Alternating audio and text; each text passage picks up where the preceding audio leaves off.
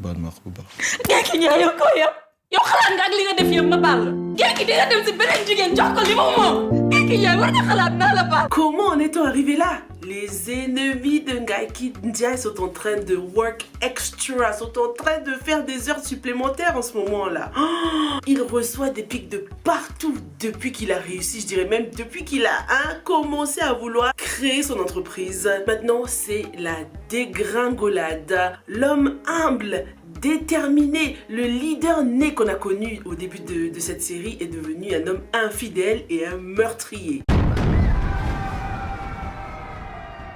On en parle de cette histoire d'infidélité là. Franchement, Gaaki n'a pas seulement perdu la confiance d'Aïcha, il a aussi perdu la mienne, la nôtre. Je le regarde maintenant de travers lorsqu'il nous dit ouais, je serai là où Dieu veut que je sois. Là, arrête. Tes actions ne suivent pas là. En plus, il a de la chance parce que ses proches le soutiennent quand même. Je trouve que ironiquement, c'est Khadija qui a eu la réaction la mieux proportionnée par rapport à cette infidélité, par rapport à ce que Gaaki a fait. Et elle a raison, Khadija. Aïcha a choisi de rester avec Gaaki malgré tout ça. Elle a choisi son mari à sa fille. Oui, certes, le mariage, ça se quitte pas comme ça, mais je peux comprendre la réaction de Khadija face à sa mère, quoi. C'est comme si Aïcha avait quelque chose, savait quelque chose que nous, on ne sait pas par rapport à Gaaki. Est-ce qu'on va nous révéler qu'au final, Khadija est la véritable fille de Gaaki? En tout cas, pour le moment, Gaaki est très soutenu, hein, malgré le mal qu'il ait fait, quoi. Je trouve que on passe l'éponge un peu trop vite, là. Entre Sérine qui dit oui, je comprends que tu aies perdu ton ami. Je sais que ça a été un choc pour toi, la perte de ta copine. Ta maîtresse, la femme avec qui tu trompes ta femme. Ami Collé qui, certes, elle a été un peu fâchée, elle a essayé de le recadrer, mais elle l'a toujours défendu, hein. Et Aïcha qui décide de privilégier le côté professionnel, comme à son habitude, hein. Reproduit le même schéma qu'avec Tanor, toujours supporté pour le bien de la famille et de l'entreprise. Déjà qu'elle doit travailler avec Marietou, qui est quand même l'ex de Gaaki, l'atmosphère du travail doit être assez pesante, hein. En plus d'ailleurs Marietou, je vous l'ai toujours dit, hein, j'ai pas du tout aimé comment Gaaki s'est comporté avec elle. Certes, elle s'est offerte à lui, mais il n'a pas résisté non plus, hein, Gaaki. Et après ça, le lendemain là, non mais tu sais très bien que je peux pas t'épouser. Pourquoi tu lui as pas dit ça avant? Ah non, Gaaki, il me fout le seum. Après, dans sa situation, on sait très bien qu'il y a de la magie noire là-dedans, hein, que c'est son oncle et sa femme là, ils sont en plein de travail. C'est pour ça qu'il a succombé aussi facilement à Cyril Fall et qu'il pense qu'il l'a réellement aimé. En plus, c'est horrible, il n'arrête pas de le répéter, même devant Aïcha, sans gêne le mec. Cette femme, je l'aimais. Et je pleure encore. Cette situation avec Gaaki me fait trop penser à la fameuse citation de Denzel Washington. Le diable se manifeste dans ta vie lorsque tu es au sommet, hein, lorsque tu es au plus haut, c'est là que le diable va te tenter, quoi. Et Gaaki a malheureusement succombé à la tentation. Gaaki doit rester fort, sinon ses ennemis gagneront, ça c'est sûr. Mais quand même, je trouve que cette infidélité là, cette histoire d'infidélité est trop grave pour que Gaaki et Aïcha restent ensemble. Je sais pas, je trouve que c'est pas joli. Déjà que le couple, voilà, comme je vous l'ai dit, j'accroche pas. L'infidélité vient encore plus gâter le truc, quoi. C'est moche. Aïcha a dit que son cœur ne battra plus pour Gaaki. C'est des mots forts, hein, quand même. J'ai de la peine pour elle. On dirait qu'elle est vraiment condamnée à ne jamais connaître le bonheur, comme sa mère le lui a dit, hein. Apparemment, elle a été maudite par sa mère parce qu'elle avait fui son premier mariage. Mais il faut qu'ils arrêtent, hein. S'ils voulaient vraiment le bonheur de leur fille, ils ne l'auraient jamais donné en mariage à ce vieux qui la maltraitait, là. Donc, ses parents n'ont pas la même notion de bonheur que nous, hein. Ils lui ont trop fait du chantage affectif, hein,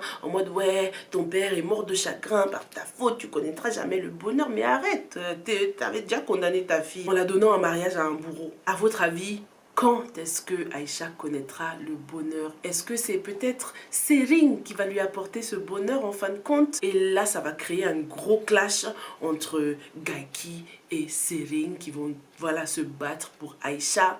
C'est chaud. Ce qui est dommage en tout cas avec le couple Aïcha-Gaaki, c'est que je pense que cette situation aurait pu encore plus nous toucher si on était vraiment à fond dans le couple. Là certes on est choqué par l'infidélité, on est surtout choqué parce que Gaaki, un homme humble qui parle toujours de Dieu, on s'attendait pas à ce qu'il fasse quelque chose comme ça. C'est plus ça qui nous choque, hein, et pas vraiment parce qu'il a trompé sa femme et tout, parce que personnellement je suis pas à fond dans ce couple. Je trouve qu'on nous a pas laissé le temps de tomber amoureux du couple, hein, de kiffer le couple. C'est allé trop vite. On a vu que ouais, ils étaient amis, ils se connaissent depuis qu'ils sont petits. Gaeki l'a toujours aimé, il y a toujours eu cette espèce de crush entre eux. Là, c'est allé trop vite, bam, dès qu'on les revoit 3 ans plus tard, elle est enceinte, ils sont déjà mariés. Mais non, fallait nous faire kiffer un peu, tu vois, nous montrer leur mariage au moins. Un truc émotionnel là pour faire accrocher l'audience.